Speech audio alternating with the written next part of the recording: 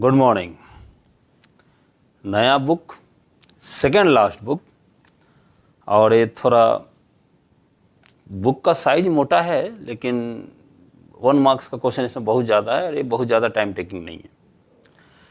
बहुत डिटेल इसके बारे में हम बता चुके हैं इंट्रोडक्शन वीडियो में। अब देखिए क्या है वेक्टर। पहला बात तो ये है कि यहाँ पे बहुत ज़्यादा ज़रूरत पड़ेगा कि जो बताया जा रहा है एक बार वहाँ रीड कीजिए। डायरेक्ट वीडियो लेक्चर देखने के बाद जो क्वेश्चन बनाने जाते हैं ना, वो थोड़ा सा ठीक नहीं है। थोड़ा वहाँ रीड कीजिए क्या है, वहाँ पे सब कुछ एक्सप्लेनेशन अच्छा से किया गया है। अब आते हैं टॉपिक पे, फिजिकल क्वांटिटी। ठीक है, ये बुक जो है फिजिक्स वाले लोग को, साइंस वाले लोग को थोड़ा उधर भी सपोर्ट करेगा और कॉमर्स को कुछ खास सपोर्ट नहीं करेगा। बस आपको पढ़ना है क्योंकि बोर्ड एग्जाम में क्वेश्चन पूछेगा। फिजिकल क्वांटिटी पहले क्या होता है, हम जितना भी एग्जाम्पल देंगे इसमें वो फिजिक्स का 9-10 तक देंगे, क्योंकि कॉमर्स है 11-12 का फिजिक्स उतना नहीं जानता है। तो जो भी एग्जाम्पल देंगे 9-10 तक देंगे, जो वहाँ तो थोड़ा पढ़े होंगे। फिजिकल क्वांटिटी, किसी चीज़ को अगर हम मेजर कर सकते हैं तो फिजिकल क्वांटिटी है। लेंथ मेजर कर सकते हैं, 10 मीटर है, 15 मीटर है। Time 15 second, 20 second. दिन भर में हम कितना पढ़ते हैं, 10 सेकेंड। तो एक मेजरमेंट हुआ टाइम का, तो फिजिकल क्वांटिटी है। तो फिजिकल क्वांटिटी आप समझ गए क्या होता है। अब वो सारे फिजिकल क्वांटिटी, एरिया, वॉल्यूम जो भी है, सबको मेजर किया जा सकता है। वो सारे फिजिकल क्वांटिटी का 2 कैटेगरी है, स्केलर एंड वेक्टर। अब वेक्टर हम लोग पढ़ने जा रहे हैं। स्केलर, तो स्केलर कभी पढ़ें, वेक्टर तो पढ़ने जा रहे हैं, स्केलर कब पढ़ें बात करेंगे उसका। पहले स्केलर क्वांटिटी और वेक्टर क्वांटिटी का डिफरेंस, जो डिफरेंस हम बताएंगे आप सब जानते होंगे लोग। अब फिजिक्स वाला तो बोर हो जाएगा, क्योंकि शुरुआत तो वही है जो आप लोग फिजिक्स में देखे हैं। डिफरेंस जो है स्केलर वेक्टर में, वो डिफरेंस तक ही स्केलर का नाम लिया जाएगा। उसका स्केलर खत्म, आगे वेक्टर में जाएंगे। देखिए, जो उतना भी फिजिकल क्वांटिटीज है उसमें आप गौर किए होंगे, सर्टन फिजिकल क्वांटिटी में मैग्नीट्यूड होता है, डायरेक्शन से उसको कोई मतलब नहीं होता है, और वेक्टर क्वांटिटी में डायरेक्शन से। जैसे अब उतना यहाँ नहीं लिखेंगे हम, ऐसे हम एक्सप्लेन कर रहे हैं। मतलब इस रूम का वॉल्यूम कितना है या सरफेस का उसका एरिया कितना है। तो पर्टिकुलर रूम का सरफेस का एरिया 20 मीटर स्क्वायर अगर है तो किस डायरेक्शन में, तो यहाँ मीनिंगलेस है। मेरे पॉकेट में कितना पैसा है, हम उसको मेजर करने जा रहे हैं। तो मेरे पॉकेट में पैसा है 20 रुपया, ठीक है, मेजर कर लिए। तो किस डायरेक्शन में, तो यहाँ फालतू बात, यहाँ डायरेक्शन से कोई मतलब नहीं है। ये सब है स्केलर क्वांटिटी जहाँ डायरेक्शन से कोई मतलब नहीं है। दिन भर में हम 3 घंटा पढ़ें, किस डायरेक्शन में, तो लो फालतू बात, कोई और डायरेक्शन में बैठ के हम पढ़ें। यहाँ जो टाइम है वो डायरेक्शन से कोई मतलब नहीं। अब आता है वेक्टर, डिस्प्लेसमेंट, उस डायरेक्शन में, वेलोसिटी, उस डायरेक्शन में व्हीकल जा रही है 20 मीटर पर सेकेंड के स्पीड से, 20 मीटर पर सेकेंड। तो एक डायरेक्शन है वेलोसिटी का, उस डायरेक्शन में जा रहा है। तो वो हुआ फोर्स। फोर्स लगाते हैं किसी डायरेक्शन में लगाते हैं हम, ज़्यादातर एग्जांपल फोर्स का देंगे, ये आपका 10th में था। तो ये हुआ वेक्टर क्वांटिटी। तो शुरुआत में छोटा मोटा क्वेश्चन तो इसी कैटेगरी का आपको मिल जाएगा। जो हम बुक देखने नहीं जा रहे वहाँ क्या क्या मेंशन है, पहला इलस्ट्रेशन में वही है। 1-2 मार्क्स में पूछा भी जा सकता है, बताइए वेक्टर क्वांटिटी है स्केलर क्वांटिटी है। तो 2 तरीके से पूछेगा आपसे। हम लोग यहाँ मैथमेटिक्स का जो हम लोग का सिलेबस है, फिजिक्स से हमको अभी कोई मतलब नहीं है। हम लोग को किस तरह पूछ सकता है, MCQ या 1 मार्क्स का क्वेश्चन में पूछा जा सकता है कि बताइए वेक्टर क्वांटिटी है या स्केलर। तो 2 तरीके से पूछेगा, पहला नाम बता देगा और दूसरा यूनिट बताएगा। अब वो दोनों को देख के बताइए, जैसे कि हम बोलते हैं फोर्स, तो आपको बताना है स्केलर या वेक्टर। तो फोर्स जो बोलेंगे तो स्केलर या वेक्टर, तो फोर्स वेक्टर क्वांटिटी हो, किसी डायरेक्शन में है। फोर्स की बजाय ऐसे बोल सकता है न्यूटन। अब न्यूटन बोल दिया तो अब न्यूटन देखिए किसका यूनिट है, तो फोर्स का है, तो वो आपका वेक्टर क्वांटिटी है। टाइम, टाइम स्केलर क्वांटिटी है, ठीक है। अच्छा, सेकेंड, तो सेकंड एक्चुअली में टाइम का ही यूनिट है, तो उसको बोलना है स्केलर क्वांटिटी है। तो नाम बताएगा फिजिकल क्वांटिटी का या उसका यूनिट बताएगा, दोनों से आपको डिटेक्ट करना हो स्केलर है कि वेक्टर है। सीधा सोचिएगा ना, इसका कोई डायरेक्शन, एरिया, तो एरिया किस डायरेक्शन में, तो फालतू बात, वो तो पूरा सरफेस है। तो डिटेक्ट कर लीजिएगा कि स्केलर है या वेक्टर, वो आपका हो गया। अच्छा, अब बात करते हैं कि इंटरेस्टिंग, बहुत को पता होगा लेकिन बहुत को एक छोटा चीज़ पता नहीं। बचपन से पढ़ रहे हैं हम लोग difference between scalar and vector quantity, ऐसा जो भी हो। वेक्टर कुछ स्पेशल है जो हम लोग अभी पढ़ने जा रहे हैं, ठीक है। वेक्टर तो पढ़ ले रहे हैं, स्केलर कब पढ़ेंगे? स्केलर स्पेशली कोई चैप्टर नहीं है जो हम लोग को फ्यूचर में पढ़ना है। स्केलर हम लोग पढ़ना शुरू किए, नर्सरी 1 2 3 जो बोलिए, उसी समय से हम लोग का स्केलर चालू है। बस एक्यूरेट वर्ड हम लोग नहीं दे पाए कि उसको स्केलर बोलते हैं। देखिए, स्केलर क्वांटिटी जैसे मास, वो किसी डायरेक्शन में नहीं होता है, matter contain in a body, mass. तो बचपन से हम लोग स्केलर पढ़ रहे हैं। जैसे हम किसी दुकान में 5 kg एप्पल लिए, ठीक है, मास स्केलर क्वांटिटी है, 5 स्केलर। एक और दुकान में गए, हम 6 kg एप्पल लिए, ठीक है, 5 kg प्लस 6 kg, टोटल मेरे पास कितना एप्पल है, तो 11 kg। यही तो स्केलर है। बचपन से हम लोग स्केलर पढ़ते आ रहे हैं, इसका एडिशन सब्ट्रैक्शन में कोई झंझट नहीं है, इसीलिए बचपन से पढ़ते जा रहे हैं, ठीक है। सुबह में हम 2 घंटा पढ़ें, शाम को 2 घंटा पढ़ें, टोटल कितना पढ़ें, 4 घंटा, ठीक है। डायरेक्ट एडिशन सब्ट्रैक्शन जो हम लोग बचपन से पढ़ते आ रहे हैं वो स्केलर का एडिशन सब्ट्रैक्शन था। वेक्टर में ऐसे नहीं चलेगा, वेक्टर में झंझट है। और क्या झंझट है जिसके लिए वेक्टर को हम लोग को स्पेशली अलग से पढ़ना पड़ रहा है, हम वो देखते हैं। देखिए, जितना हो सकता हम समझाने की कोशिश कर रहे हैं, और इसमें कुछ कुछ याद रखने वाला बहुत छोटा मोटा चीज़ है, और मार्क्स स्कोर इसमें बहुत कर दीजिएगा, ये इजी चीज़ है। स्केलर हम लोग को स्पेशली पढ़ना नहीं पड़ रहा है, बचपन से हम लोग पढ़ते जा रहे हैं, ठीक है। सीधा ऐड कर दीजिए। वेक्टर में झंझट हो जाता है डायरेक्शन का, यहाँ तो जो है ऐड कर दो, यहाँ डायरेक्शन से कोई मतलब नहीं, वहाँ डायरेक्शन से मतलब होता है। और जहाँ डायरेक्शन से मतलब होता है उसका एडिशन सब्ट्रैक्शन, उसका जो भी सिस्टम है वो सब गड़बड़ हो जाता है। तो उसको स्पेशली हम लोग को पढ़ना है कि अलग इसमें क्या है, अलग से इसको क्यों हमको पढ़ना पड़ रहा है। देखिए, हम आपको बता रहे हैं डायरेक्शन के बारे में, पूरा वेक्टर मतलब डायरेक्शन। हम यहाँ पे हैं, ठीक है। अब देखिए, डायरेक्शन को ऑब्जर्व कीजिएगा। एक आदमी हमको इस डायरेक्शन से 2 रुपया फेंक कर दिया, एक और आदमी उस डायरेक्शन से हमको 2 रुपया फेंक कर दिया, ठीक है। डायरेक्शन को ऑब्जर्व कीजिए, किधर से फेंक रहा है। एक आदमी ऊपर से 2 रुपया दे दिया, चलो देख लिए डायरेक्शन, 2 रुपया मिला हमको। फाइनल हमको पैसा कितना मिला, तो 6 रुपया मिला। क्या डायरेक्शन था उससे, क्या मतलब, बात समझ में आ रहा है। डायरेक्शन से यहाँ कोई मतलब नहीं है, इधर से 1 एप्पल फेंका, उधर से 1 एप्पल फेंका, उधर से 1 एप्पल फेंका, टोटल 3 एप्पल मिला। डायरेक्शन से यहाँ कोई मतलब नहीं है।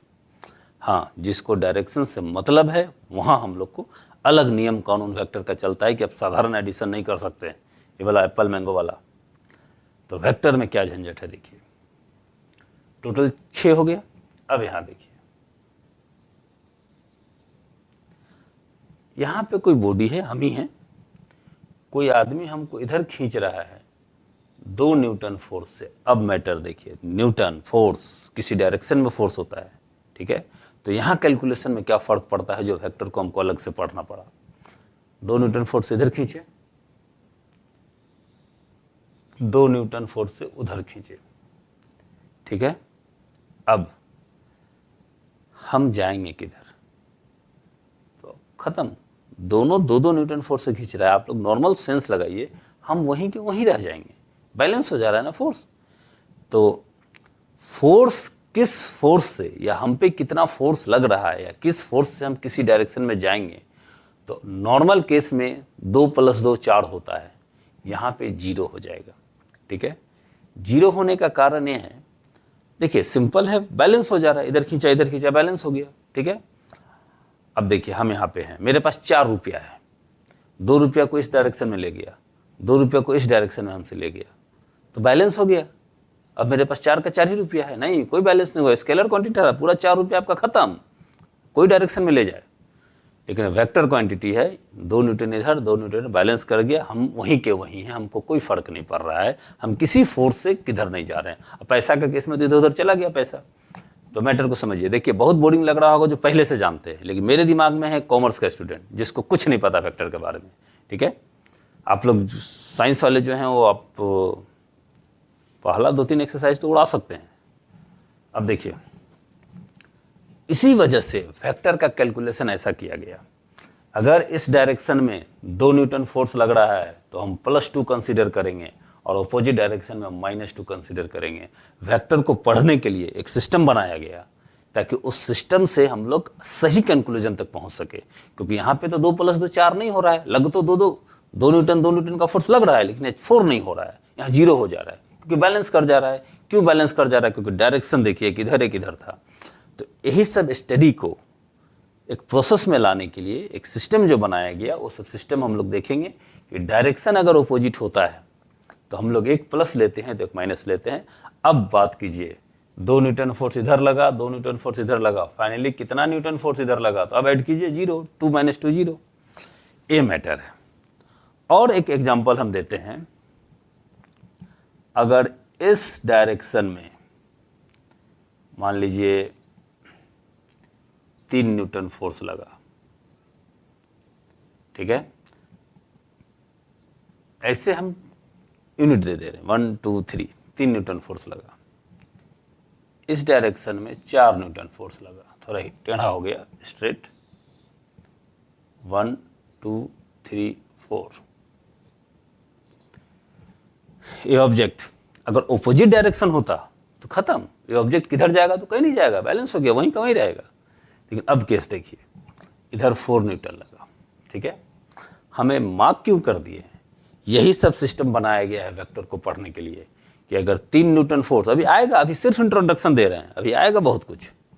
अगर हम 3 न्यूटन फोर्स दे रहे हैं, उसको रिप्रेजेंट करना होता है, ऐसे यूनिट की तरह 3 दे दीजिएगा, ऐसे यूनिट की तरह 4 दे दीजिएगा, क्योंकि यहाँ पर सटीक कैलकुलेशन कुछ ऐसा ही होगा।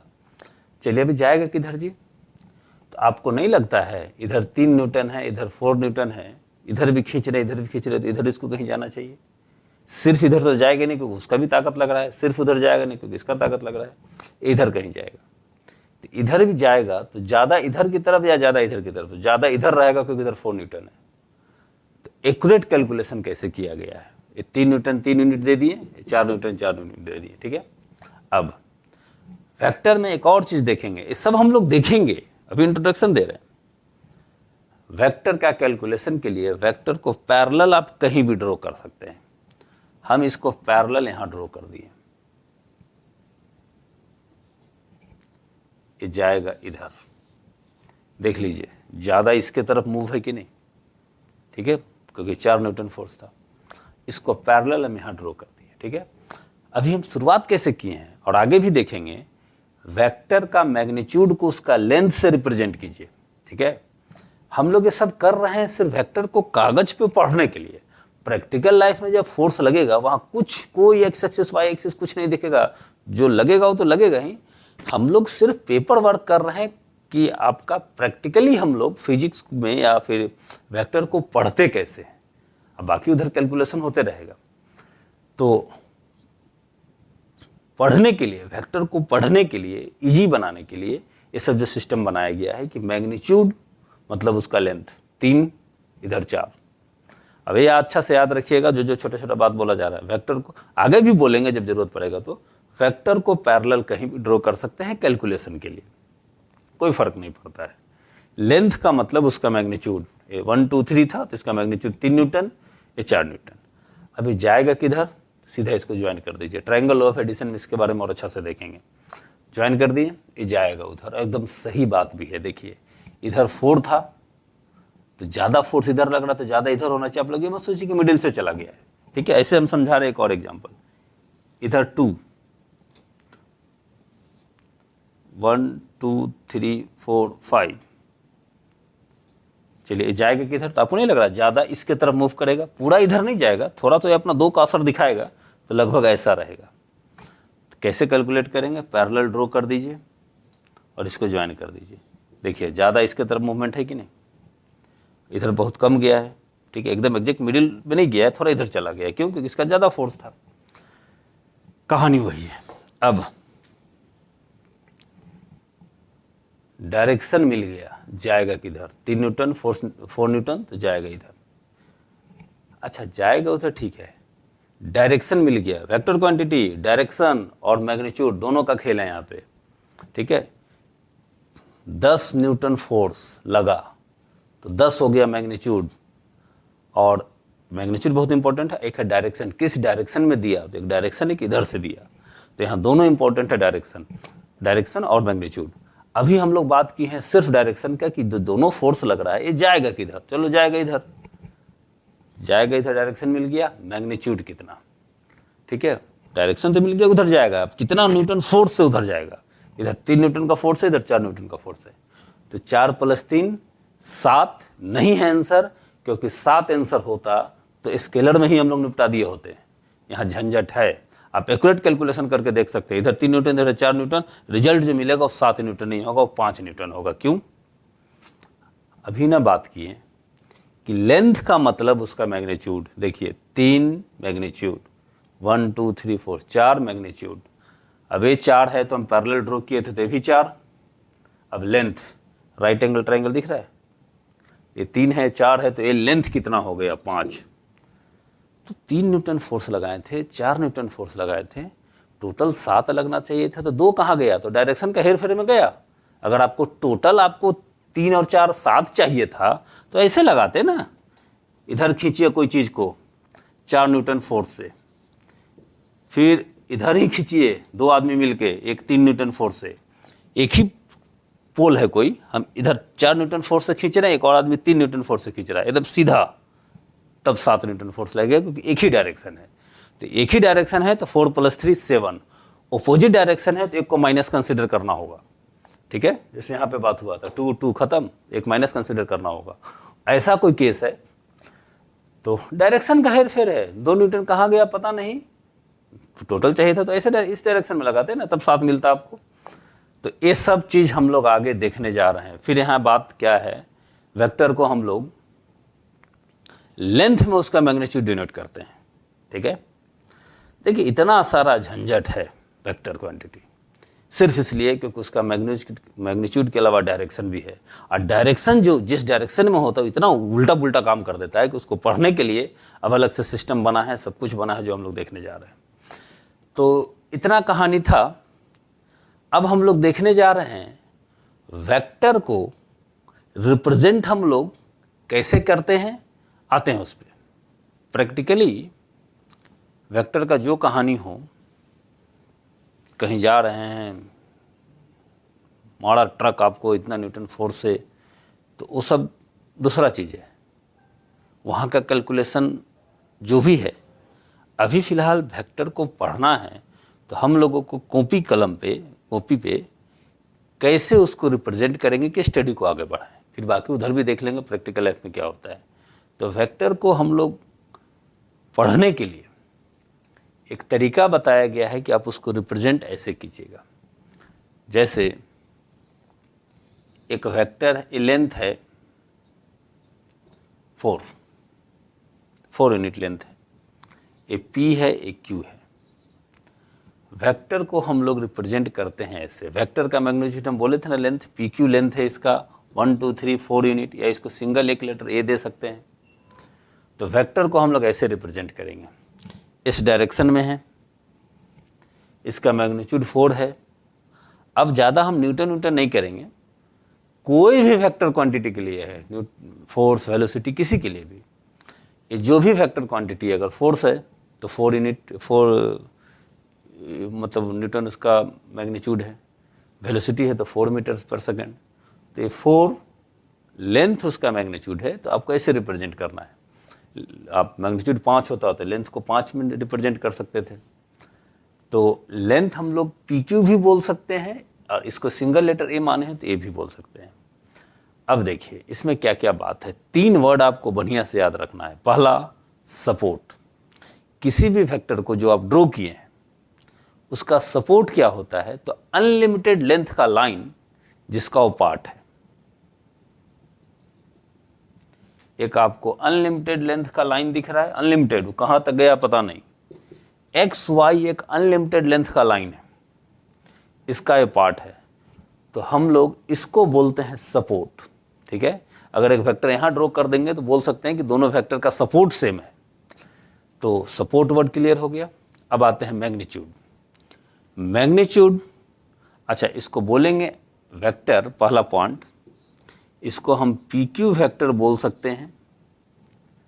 सिंबल देखिए, पी क्यू वेक्टर बोल सकते हैं, कुछ भी है, फिर से बोल रहे हैं, फोर्स है, वेलोसिटी है, उससे कोई मतलब नहीं, पी क्यू वेक्टर इसको बोलेंगे, कोई भी वेक्टर क्वांटिटी है, या फिर ए वेक्टर हम लोग बोलते हैं। ऐसे जो भी लेंथ है, पी क्यू बोलिए चाहे ए बोलिए, उसके ऊपर में एरो ऐसे देना है, चलो भाई पी क्यू वेक्टर या ए वेक्टर। ठीक है, इस तरह हम लोग रिप्रेजेंट इसको करेंगे। सपोर्ट वर्ड क्या हो गया, अनलिमिटेड लेंथ का लाइन जिसका वो पार्ट है। जो कुछ भी हम बोल रहे हो सब याद रखना है, तो आप समझिए सिर्फ ना, वहां सब लिखा हुआ एक बार रीड मार लीजिएगा, काम खत्म। आते हैं मैग्नीट्यूड। मैग्नीट्यूड क्या है, वही 4, आप इसको ऐसे बोल सकते हैं, पी क्यू वेक्टर का मैग्नीट्यूड, ऐसे पी क्यू वेक्टर होता है उसका मैग्नीट्यूड 4 है, या फिर ए वेक्टर का नाम दिए थे तो उसका मैग्नीट्यूड 4 है।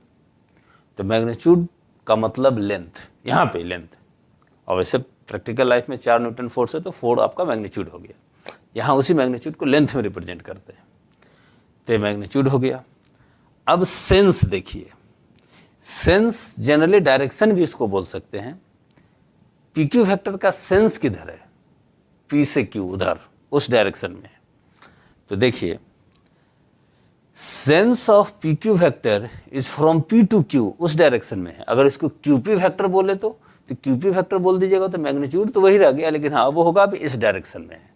तो देखिए पी क्यू वेक्टर को आप ए वेक्टर अगर बोल रहे हैं, पी क्यू वेक्टर को अगर आप ए वेक्टर बोल रहे हैं, तो अभी अभी हम बात किए थे क्यूपी वेक्टर को उधर से बोलना हो तो क्या बोलेंगे, तो डायरेक्शन बदल गया है, माइनस ए वेक्टर बोलेंगे।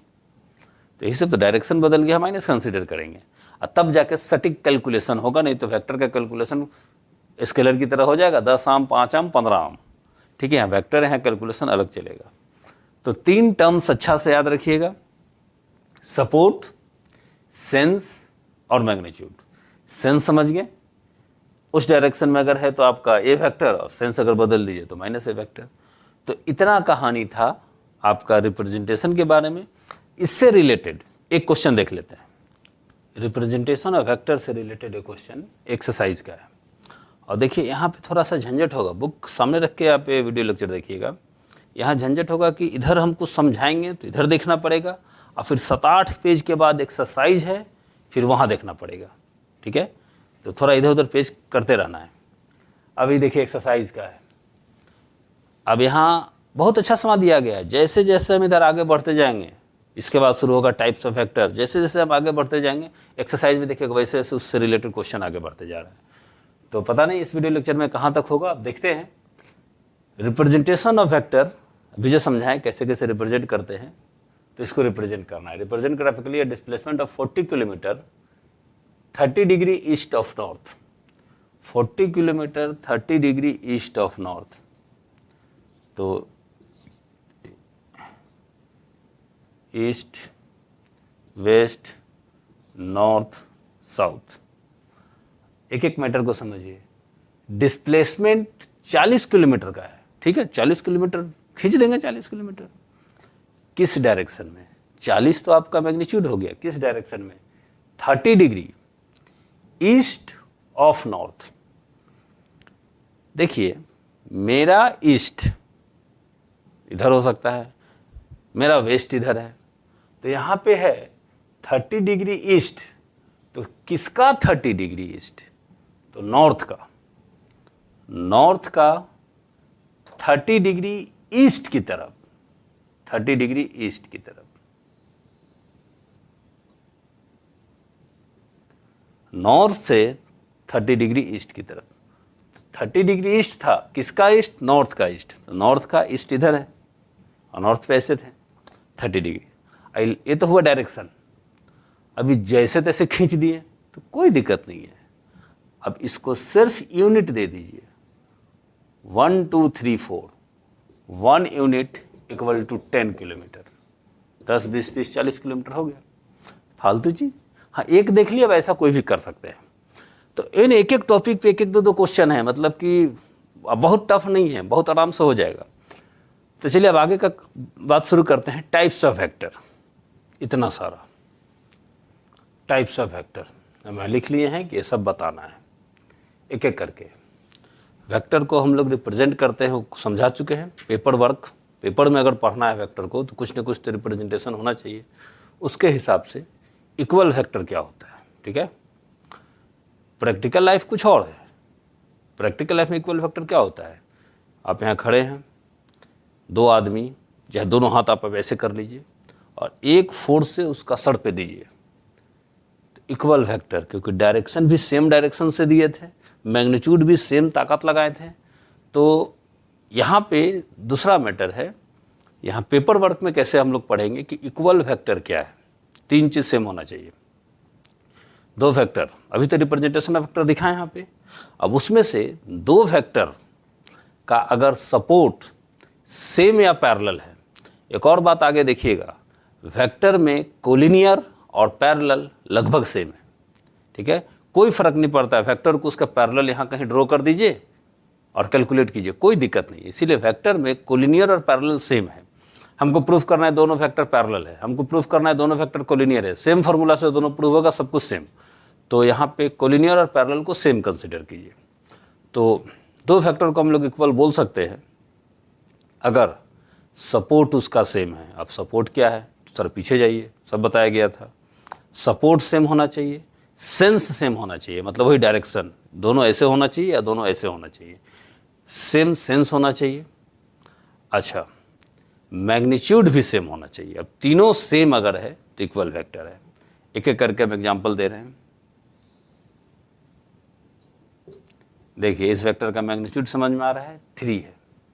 इसका सपोर्ट दिख रहा है वाला, अनलिमिटेड लेंथ का लाइन जिसका ये पार्ट है, ये सपोर्ट हो गया, ठीक है। सपोर्ट सेम, यहाँ पे एक वेक्टर ड्रॉ कर दीजिए, तो हम बोलेंगे कि इस दोनों वेक्टर का सपोर्ट सेम है। ए वेक्टर और ए वेक्टर का सपोर्ट सेम है, तो सपोर्ट सेम जरूरी नहीं है, सपोर्ट पैरेलल भी होता तो चलता।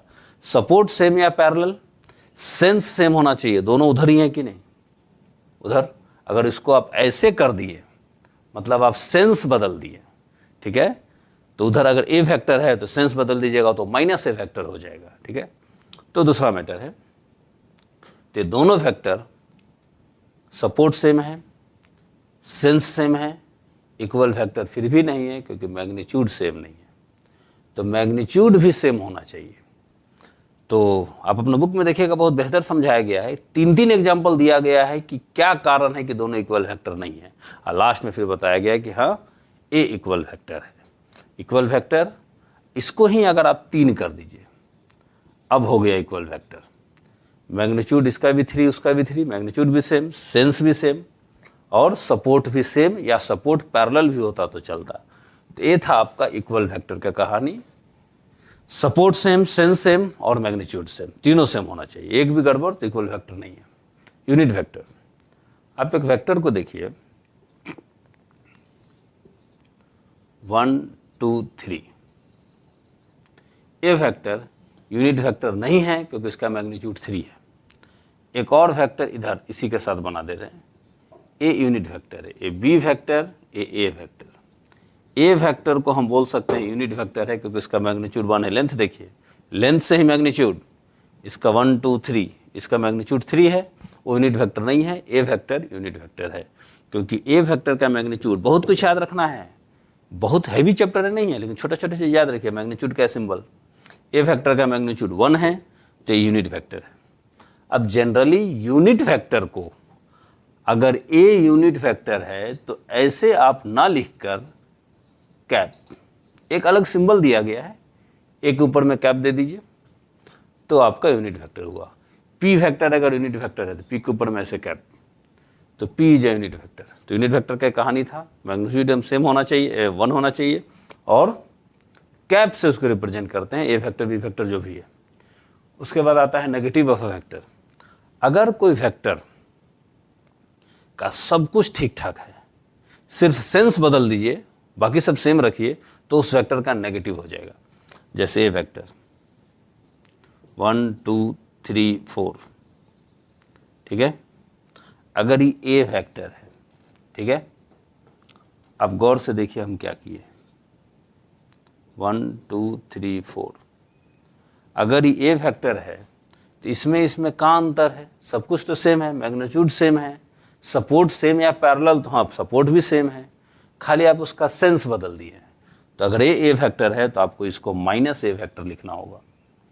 तो ये है आपका नेगेटिव ऑफ वेक्टर। सिर्फ सेंस अगर बदल गया तो नेगेटिव ऑफ वेक्टर। आगे कैलकुलेशन में सबकी जरूरत पड़ेगी, तो हम फिर बोल रहे हैं रीड तो बढ़िया से कीजिएगा एक एक चीज़ को, ठीक है। इसमें 1 मार्क्स का बहुत ज़्यादा क्वेश्चन आपसे पूछा जाएगा, ठीक है। तो जितना भी वेटेज है कि 1 मार्क्स का क्वेश्चन 20 होगा, तो 20 में से वेक्टर से बहुत ज़्यादा, इस बुक से बहुत ज़्यादा जगह मिलेगा उसको, क्योंकि इसमें बहुत ज़्यादा 1 नंबर का क्वेश्चन है। जीरो और नल वेक्टर, देखिए सिंपल अगर हम समझाएं साधारण भाषा में, तो जीरो वेक्टर उस वेक्टर को बोलते हैं जिसका मैग्नीट्यूड 0, ठीक है। जीरो वेक्टर हो गया, उसका मैग्नीट्यूड कुछ रहेगा नहीं, ये वाला लेंथ है ही नहीं कुछ, ये जीरो वेक्टर। हाँ, मैथमेटिकल लैंग्वेज जो वेक्टर होता है 1 2 3, ए वेक्टर है, 3 मैग्नीट्यूड है उसका, इसको बोलते हैं इनिशियल पॉइंट, इसको बोलते हैं फाइनल पॉइंट। अगर कोई वेक्टर का मैथमेटिकल लैंग्वेज देखिए जबरदस्ती लोग कितना उलझाएगा, अगर कोई वेक्टर का इनिशियल पॉइंट और फाइनल पॉइंट सेम है तो उसको यूनिट वेक्टर बोलते हैं। तो हम भी तो वही बात बोले थे साधारण भाषा में कि मैग्नीट्यूड 0 होगा, initial point final point same, कॉन्साइड कर दीजिए, हो गया यूनिट वेक्टर, दोनों को सटा दिए, इनिशियल पॉइंट भी यही, फाइनल पॉइंट भी यही, तो ले देखें मैग्नीट्यूड इसका 0 हुआ। ये है आपका जीरो वेक्टर। अब को इनिशियल वेक्टर, इनिशियल पॉइंट बोले थे ना, इनिशियल पॉइंट है फाइनल पॉइंट है। अगर किसी वेक्टर का सेम इनिशियल पॉइंट हो, डजंट मैटर किसका मैग्नीट्यूड कितना है, ए वेक्टर और बी वेक्टर को क्या सपोर्ट है, इसका सपोर्ट ए वाला है, इसका सपोर्ट ए अनलिमिटेड लेंथ का लाइन, क्या सेंस है, वो सब किसी चीज़ से मतलब नहीं, इनिशियल पॉइंट दोनों का सेम है, यहीं से ऐसे गया, यहीं से गया, ऐसे गया है, तो इसको बोलते हैं को इनिशियल वेक्टर। कोलिनियर और पैरेलल वेक्टर, फिर रिपीट कर रहे हैं, वेक्टर में कोलिनियर और पैरेलल सेम कंसीडर कीजिए। कोलिनियर अगर दिख रहा है तो उसको पैरेलल भी बोल सकते हैं, पैरेलल दिख रहा है तो कोलिनियर ही बोल सकते हैं, ठीक है। बोल क्या सकते हैं, कैलकुलेशन में फ़र्क नहीं पड़ता है, चाहे कोलिनियर हो या पैरेलल हो, तो कोलिनियर पैरेलल यहाँ सेम कंसीडर कीजिए, कोई दिक्कत नहीं। तो कोलिनियर और पैरेलल वेक्टर, देखिए कितना भी वेक्टर हो, अभी क्या बात किए थे, कुछ भी हो, अगर इनिशियल पॉइंट सेम है तो उसको को इनिशियल वेक्टर बोलते हैं, बाकी मैग्नीट्यूड फलना ढकना कुछ भी हो, यहाँ वही केस है। कोई वेक्टर, कुछ मैग्नीट्यूड, कोई सेंस, कुछ भी, अगर सपोर्ट, सिर्फ सपोर्ट अगर सेम या पैरेलल है तो आपका कोलिनियर या पैरेलल वेक्टर कहलाता है। हम इसको ड्रॉ करके दिखा रहे हैं, देखिए 1 2 3 4, इसका 4 मैग्नीट्यूड है, 1 2 3, इसका 3 मैग्नीट्यूड है, ए वेक्टर बी वेक्टर। आप गौर कर रहे हैं, ए वेक्टर उस डायरेक्शन में, बी वेक्टर का सेंस बदल गया है, चलिए ठीक है, बी वेक्टर इस डायरेक्शन में, इसका मैग्नीट्यूड 4, उसका 3, सबसे फर्क नहीं पड़ रहा है, सपोर्ट सेम है कि नहीं। सपोर्ट अगर पैरेलल भी हो तो चलेगा, 1 2 3 4 5, सी वेक्टर, सपोर्ट सेम या पैरेलल है, सारा वेक्टर को आप बोल सकते हैं कोलिनियर या पैरेलल, ठीक है, ये आपस में कोलिनियर या पैरेलल है, ठीक है। और दें, और एक कर देते हैं, डी वेक्टर, इसका मैग्नीट्यूड 2 है, ठीक है। तो चारों वेक्टर को आप बोल सकते हैं ए कोलिनियर या पैरेलल है, क्योंकि इसका सपोर्ट सेम है। और दूसरा चीज़ पे ध्यान मत दीजिए, सेंस किधर है, उधर है, किधर है, मैग्नीट्यूड किधर है। कोलिनियर या पैरेलल होने के लिए सिर्फ सपोर्ट काफ़ी है कि सपोर्ट सेम या पैरेलल होना चाहिए। ठीक है, अब इसी फिगर में हम समझा दे रहे हैं अगला, लाइक वेक्टर अनलाइक वेक्टर। ये क्लियर है, कोलिनियर या पैरेलल वेक्टर। अगर कोलिनियर या पैरेलल वेक्टर क्लियर है तो कोलिनियर वेक्टर या पैरेलल वेक्टर अगर है तो उसमें से सर्टन को, पहले कोलिनियर या पैरेलल होना चाहिए, उसमें से सर्टन को हम लाइक वेक्टर बोलते हैं, उसमें सर्टन को अनलाइक वेक्टर बोलते हैं। ये सब अभी था ना कोलिनियर या पैरेलल, अभी तो इसके एग्जांपल दिए थे। अब इसमें लाइक वेक्टर कौन है, कोलिनियर या पैरेलल है, उसके बाद सोचिए, यानी कि वही नहीं है तो खेल खत्म, तब लाइक अनलाइक आएगा ही नहीं। कोलिनियर या पैरेलल है तो अगर सेंस सेम है तो लाइक वेक्टर, ए वेक्टर और सी वेक्टर लाइक वेक्टर है। लाइक वेक्टर में a vector and c vector like vector है क्योंकि दोनों का सेंस सेम है। एंड बी वेक्टर और डी वेक्टर भी लाइक वेक्टर है क्योंकि दोनों का सेम सेंस है। ये दोनों उधर जा रहा है लाइक वेक्टर, ये दोनों ही इधर जा रहा है लाइक वेक्टर।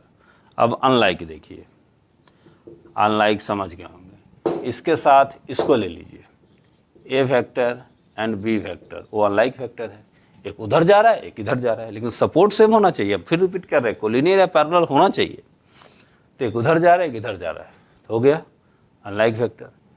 ए के साथ डी वेक्टर अनलाइक वेक्टर है, सी के साथ डी वेक्टर अनलाइक वेक्टर है, सेंस अपोजिट है दोनों का।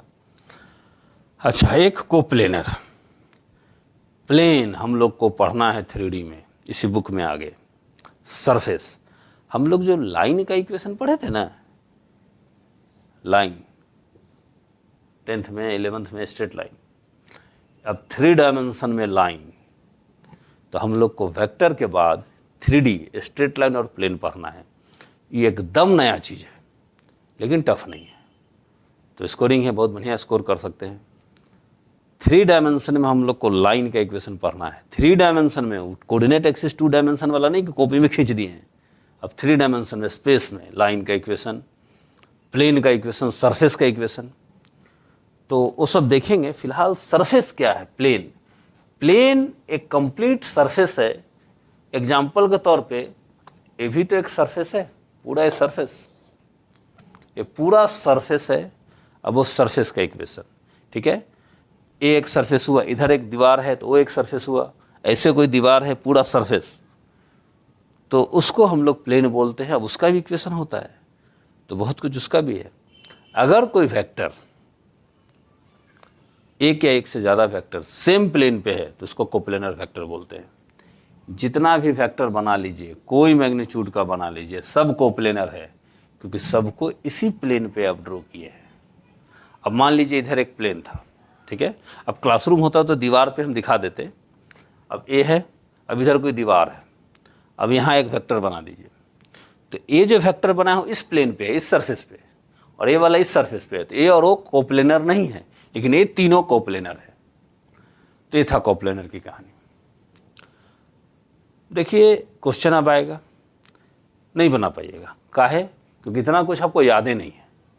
एक बार जो बोले हैं अगर वो याद है, यहाँ मैथमेटिक्स वाला इंटीग्रेशन वाला दिमाग नहीं लगाना है, क्या करे कुछ करे, अरे आप सिर्फ याद रखिए ना, जो जो पॉइंट्स बोला गया है उसके हिसाब से हम डिटेक्ट कर देंगे। देखते हैं क्वेश्चन, ये इलस्ट्रेशन से है और इसके साथ ही ए मॉड्यूल ख़त्म, वेक्टर का फर्स्ट मॉड्यूल था ये, और क्वेश्चन है सिर्फ उससे रिलेटेड कि टाइप्स ऑफ वेक्टर। देखिए एक स्क्वायर है, उसका साइड वेक्टर रिप्रेजेंट करता है, तो स्क्वायर का साइड वेक्टर रिप्रेजेंट करता है, मतलब क्लियर है मैग्नीट्यूड सबका सेम है।